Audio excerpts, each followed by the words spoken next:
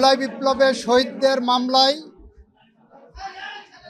শহীদরা ন্যায় বিচার পেয়েছেন, রাষ্ট্র ন্যায় বিচার পেয়েছে, প্রসিকিউশন পক্ষ ন্যায় বিচার পেয়েছে।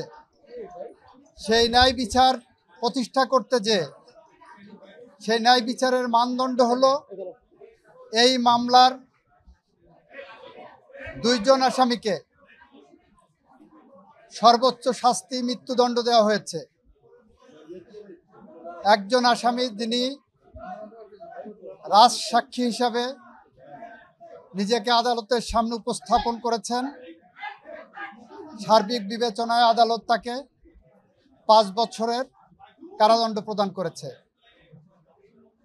আমরা মনে করি শহীদদের প্রতি, দেশের প্রতি, এদেশের মানুষের প্রতি, গণতন্ত্রের প্রতি, সংবিধানের প্রতি, আইনের শাসনের প্রতি এবং আগামী প্রজন্মের প্রতি দায়বদ্ধতা পরিশোধের স্বার্থে এ রায় একটি যুগান্তকারী রায়। এই রায় প্রশান্তি আনবে, এ রায় ভবিষ্যতের জন্য একটি বার্তা।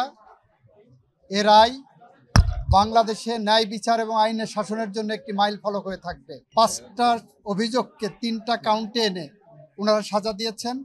শেখ হাসিনাকে একটা কাউন্টে সুপিরিয়র কমান্ড রেসপন্সিবিলিটিতে যাবজ্জীবন জেল আনটিল ন্যাচারাল ডেথ দিয়েছেন, আর ডাইরেক্টলি যেটা নির্দেশনা দিয়েছেন সেখানে তাকে ডেথ পেনাল্টি দিয়েছেন। আইনের বিধান মতে যেদিন থেকে গ্রেপ্তার হবেন সেদিন থেকে সাজা কার্যকর হবে।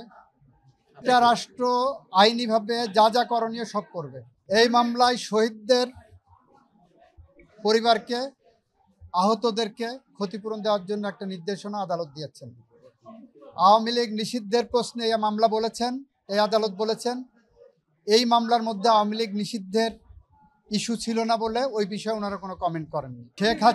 শেখ হাসিনা এবং আসাদুজ্জামান খান কামাল সাহেবের বাংলাদেশে তাদের সমস্ত সম্পত্তি ক্রোক করা হয়েছে, বাজেয়াপ্ত করা হয়েছে।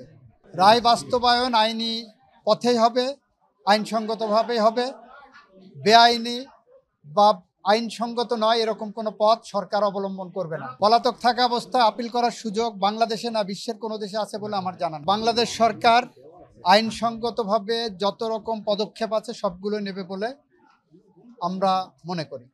সেক্ষেত্রে কি রায়ের কপি পাঠাতে হবে কিনা, অথবা সরকারের হাতে রায়ের কপি যাওয়ার পর সরকার এই রায় কার্যকর করার জন্য কোথায় রায়ের কপি পাঠাবেন, কি পদক্ষেপ নেবেন, সরকার এটা আইনি পর্যালোচনা করে সেটা নেবেন।